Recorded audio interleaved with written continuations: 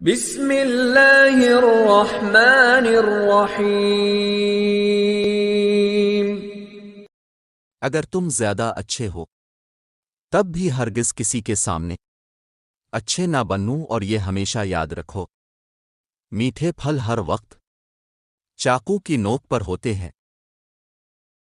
اے زندگی، تیرا یہ فلسفہ سمجھ میں نہیں آیا کہ ایک طرف کہتی ہے صبر کا پھل میٹھا ہوتا ہے، اور دوسری طرف کہتی ہے وقت کسی کا انتظار نہیں کرتا۔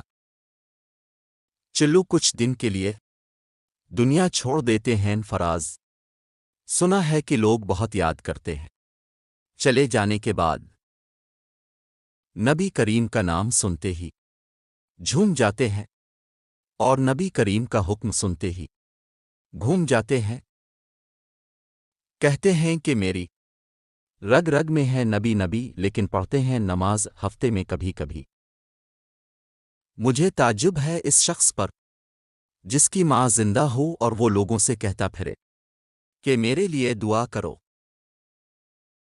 کسی کا اصلی چہرہ اس وقت سامنے آتا ہے جب آپ اس کے لیے فائدہ مند نہ رہے۔ انسان کی عقل جتنی چھوٹی ہوگی اس کی زبان اتنی ہی زیادہ لمبی ہوگی، کیونکہ برتن وہی شور کرتا ہے جو اندر سے بالکل خالی ہوتا ہے۔ سلامتی اسی میں ہے کہ آپ اپنا منہ بند رکھا کریں، کیونکہ جب تک مچھلی کا منہ بند رہتا ہے وہ کانٹے کی زد میں نہیں آتی۔